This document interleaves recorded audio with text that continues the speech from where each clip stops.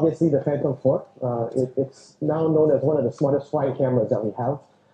The other one is Osmo. Osmo, the original one launched last year. Now we have an upgraded version. So I'll share with you some exciting things about these two new products today. I also want to introduce myself first. I'm Kevin. I'm from the DJI headquarters based out of Shenzhen, China. I support with the corporate communications for Asia Pacific. My colleague here, Chin, is also from headquarters, and our distribution partner, AVCS, Mayak, many of you who know, is also here today. So we're happy to talk to you after the event and show you actually the demo downstairs. So let's get right to it. Now, before flight controllers and they were out of the box ready to fly drones, it was actually very difficult for people to learn how to fly because it was they lacked the confidence because it's in the sky. Anything happens, it could just fall off or crash or hit something. So the learning curve was actually taking them very steep and a very long time. But with what we've developed on the Phantom 3, we've already have added in a lot of intelligent features to make flying a lot easier.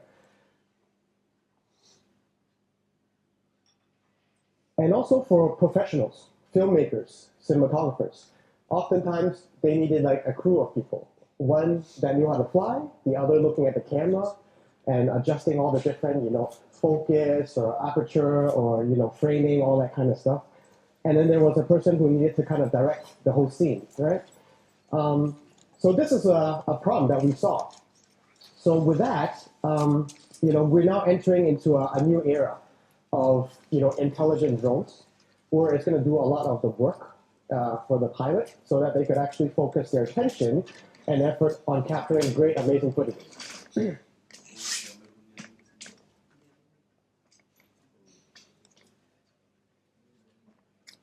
So in the next couple of slides, I'm going to run through some of the upgrades and features that we have on the Phantom 4. Now, when you first look at this Phantom 4, you may think, wow, it looks a little bit like the Phantom 3, doesn't it? But actually, we've made a lot of refinements. Starting one with a lightweight, ultra-rigid custom frame, okay, which is slightly different, so it's now more agile, more aerodynamic. The arms are actually a little bit thinner as well. And if you see the design, it's actually a lot sleeker, clean, and a lot more elegant. So we've made minor but very important refinements. And if you look at the propellers, for those who have maybe tried the Phantom 3, it was a screw-on propeller, which took you probably 10 seconds to screw on the propeller, but now it's a push and lock. And this mechanism actually is a lot safer in the air.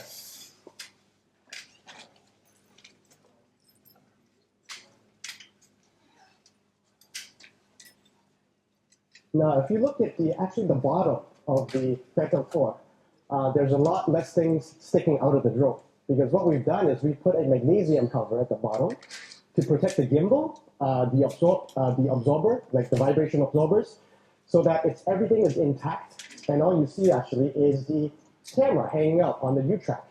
So what this does is it looks a lot nicer as well as more aerodynamic when it's in the air. One thing that people are always concerned about is stability and reliability and safety when flying a drone. So what we've done is added additional sensors to the bottom of the drone. So there's a set of sonar sensors. It's similar to submarines where they bounce off sounds off objects to detect how far these objects are. But we've added optical sensors as well. So now you have ears as well as eyes. That means that in terms of stability, when it's hovering, when it's in a position, it's actually a lot more stable. And with this, you can even fly indoors without any problems. Whereas in the past, sometimes we have some drift.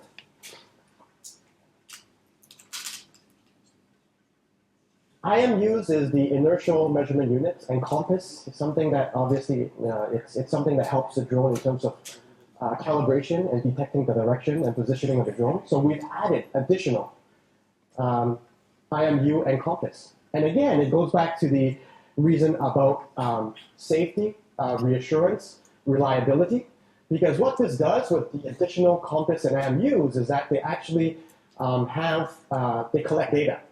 And what the drone does is that it picks up the data that's actually most accurate, so redundancy. So meaning that it's an additional piece of IMU and compass that allows the drone to make better decisions. Now, flight time is always something that everybody talks about because the more time you get, the better, right? So with our Phantom 3, we've added 5 minutes of additional flight time. Now, keeping the weight of the drone relatively the same, okay? So now you get up to 28 minutes, okay? So this is, based on our algorithm, our power management system, we're able to get that, that envelope, give that extra battery life. In terms of the remote control, it's a little bit different than the Phantom 3.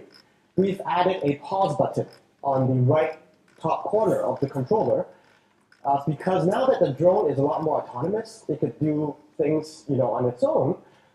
When you're doing a mission or when you're manually flying the drone, the pause button allows you to actually just stop and hovers, and it'll stay in that position in case your phone rings, in case you need to look down at the camera. So this is a very great and convenient feature. In terms of the transmission, same as the Lightbridge technology we have in the Phantom 3, and it can actually transmit footage from as far as 5 kilometers. So this is if you're streaming live events or you need data back on the ground station, this is a great a fairly good distance. We've also made slight upgrades to the camera, especially the lens. Yeah. Now you see it's on a U-track, which means that in the past it was one arm holding the camera. Now it's on a U-track, so like that. That's more stability when the drone is in the air. And also it's better corner sharpness, reduction in the chromatic aberration, as well as the distortion, so that people are now getting very crisp, raw footages from the camera. And we've also positioned the camera of the drone so that the propellers actually don't get into the footage, because that has happened in the past.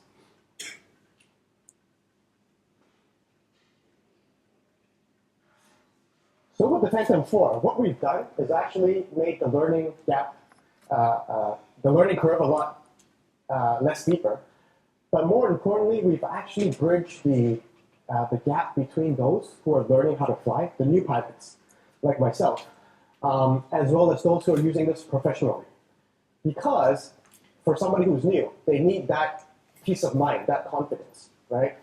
To know that, I'm, in control, or there's functions that helping me to control this drone better. To the guys who are actually shooting this professionally, who need to spend more time on the camera, and they can now probably do this on their own or with just one other person. So we're bridging the gap between the different audiences and the customer.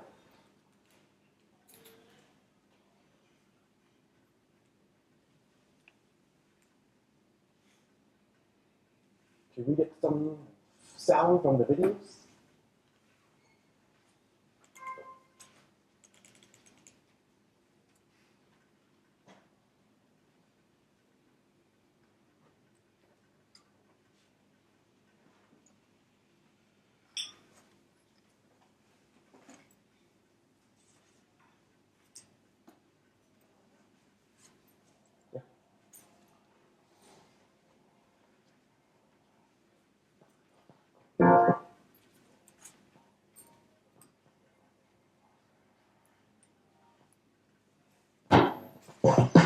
Oh.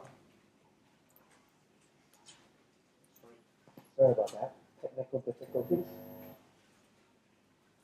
Don't just make a music video. Make a music video.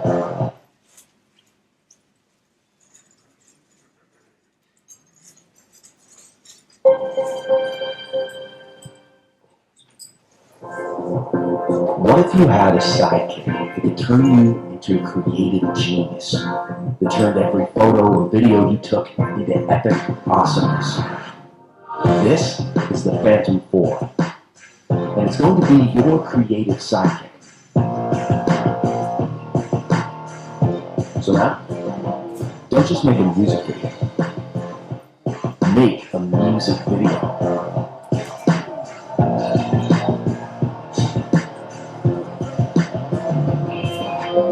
Or here, don't just fly a kite. Be the kite. Right about it. Not that much. That much. The Phantom 4 does all the hard work of getting extraordinary shots for you. It's your creative sidekick, your personal director. Don't want to use the stick to go? Then tap to go. And how about that active track? Who's that? You know exactly who that is, don't you? So stop worrying about the shot and get the shot 50 feet in the air. There's also this little thing called obstacle avoidance. The Phantom 4. Whoa! Whoa! This looks pretty complicated. This thing is a technological beast. Anyway, visual and sonar sensing sees obstructions even before you do. Basically, you really have to try hard to do, well, that. Don't do that. Do this. Wait, let's take this one. Yeah, that's the stuff right there. So you have to ask yourself, do you just want to be part of the herd or above it? Think you can't do all this? Think again. Phantom 4. Visionary intelligence, elevated imagination.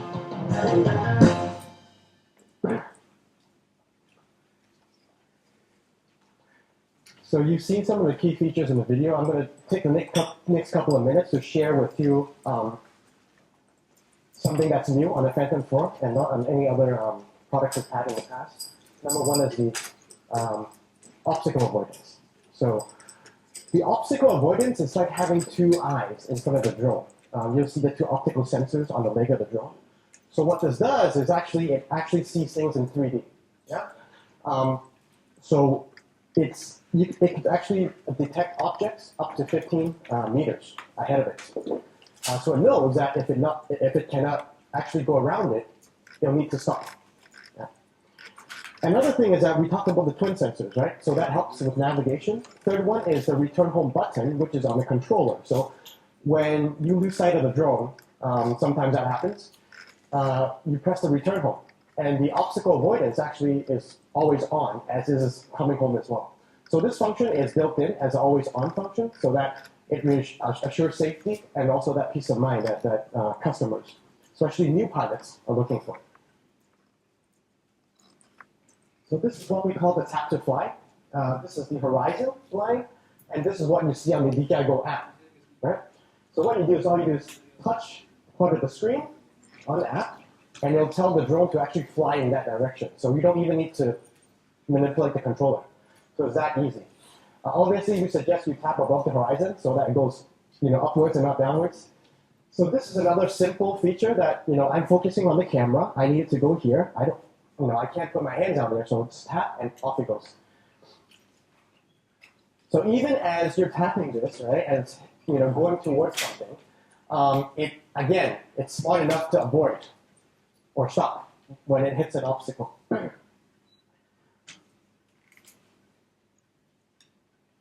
So this is what we call the active track feature. Now we've all heard the follow me function in other drones or in our past generations. So consider this as the next generation of follow me.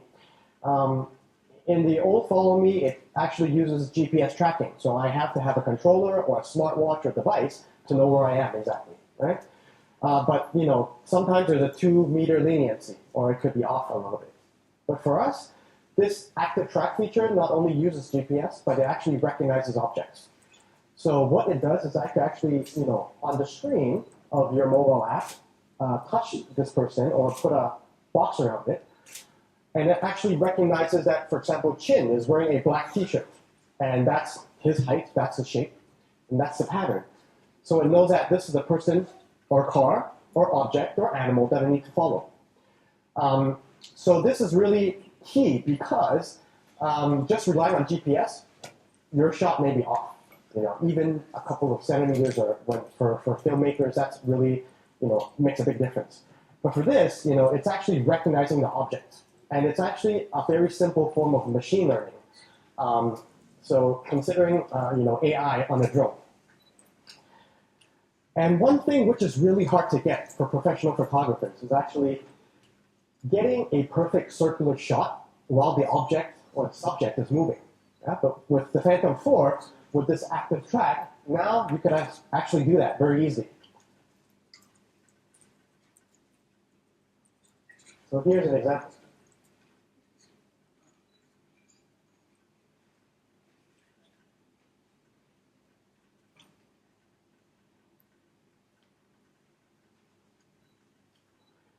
Now, the fourth thing that is really exciting is actually what we call a sports mode. The sports mode is one of the modes on the controller that allows you to actually get a little taste of drone racing or a little bit of speed. Having said that, this is for those who maybe have mastered the art of flying a drone. But other than speed, it actually for those filmmakers, professionals who already know how to control their drone very effectively and safely, it helps them to get places faster, ascend also quicker. So it could actually, the speed in the sports mode could go up to 20 feet per second or 44 miles per hour. So this is quite fast. So with that, those 4 key features is actually, a lot of those are first to the industry in terms of consumer drones, recreational drones. We've made, the Phantom 4 a lot smarter, a lot more intelligent, and more importantly, a lot more easy for people who want to learn how to fly, as well as those that want to spend more time on the camera rather than flying their drone. So these are, I think, the key kind of leaps that we've made with the Phantom 4. Yeah? And here's actually some of the specs in terms of still photos, 12 megapixels, recording, 4K, anything 4K and below, maximum 40 frames per second, and the transmission of the footage and the data goes up to 5 kilometers or 3.1 miles. As I said, the obstacle avoidance system could actually detect objects as far as 15 meters. And the altitude range, which is the vision positioning system, the sensors at the bottom of the drone, could now detect up to 10 meters. So this is, again, a big difference in compared to a Phantom 3. So before I go into our next product, maybe we could leave, if you have any questions at the end of the session, I'll take another 5 minutes to talk a little bit about the Osmo, and then we could open the floor for questions. So we've seen the Osmo since, I think, it launched last year, and we did an event, I think, in Mumbai on the Osmo X3. But now what you're seeing is actually the X5. So when we first develop the Osmo, we had to reimagine motion on the ground. And with 10 years of experience, building gimbal, stabilization technologies, aerial technology, we've kind of taken that expertise from what we learned on the drone, what we learned on the Ronin, and putting that now onto the hands of consumers, or even professionals. I've had a lot of actually media friends in Hong Kong that actually wants to get one of these, because a lot of times they don't have the privilege or the luxury of bringing a crew with them, and sometimes they need to capture video footages. And that's part of what we need as journalists, right? So this is actually a great tool because it's it's very mobile. The size is great, easy to set up, and more importantly, for those who are looking at again getting really high quality raw footages for post editing, this is a great product. Yeah, there's external mic and there's accessories. All these accessories that come with it. On the X3, we've come up with the Z-axis. It's like a vertical stabilization system. We had also bike mounts, vehicle mounts, all these accessories. So now we're seeing expanded usage of what the Osmo is being used for. More importantly, one thing is that people always talk about battery life. I only get 50 minutes on the Osmo X3. What we've done is we've actually looked at how do we make this product compatible with perhaps our drone products. And if you see here, we've attached this, with actually the Phantom 3 battery. Right? So for those who already own a drone, this is a perfect external battery source. With this battery on the X5, on the Osmo Raw, which is the Zenmuse X5R camera, this allows up to 37 minutes, with this.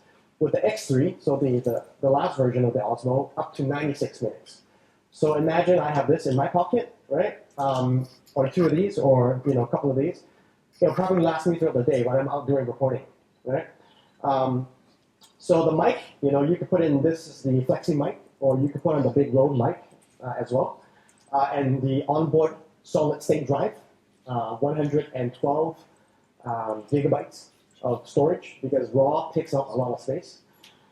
So with this, you're able to go around, shoot events, do interviews, and with this power source, it actually solves some of the problems that people were addressing in the original X3 series. So we'll have this ready actually on the table, and we're going to go and do the Phantom 4 demo in a bit. So we encourage you to actually try the product, and we're going to put a smartphone on it, so you could try filming the drone as this is flying, or doing a walk around at the hotel or something. So these are just the key specs. So it's probably the smallest stabilized Micro Four Thirds camera in the market right now, 4K raw footages.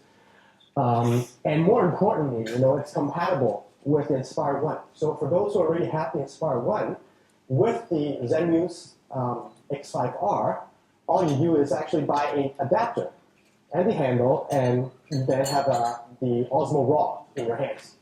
So we're always thinking about how we scale and actually make products integratable with each other, especially our camera and lenses. So with that, I open up the next 5 minutes to the floor. If you have any questions about the Phantom 4, Osmo, or anything about DJI that you're keen to find out about.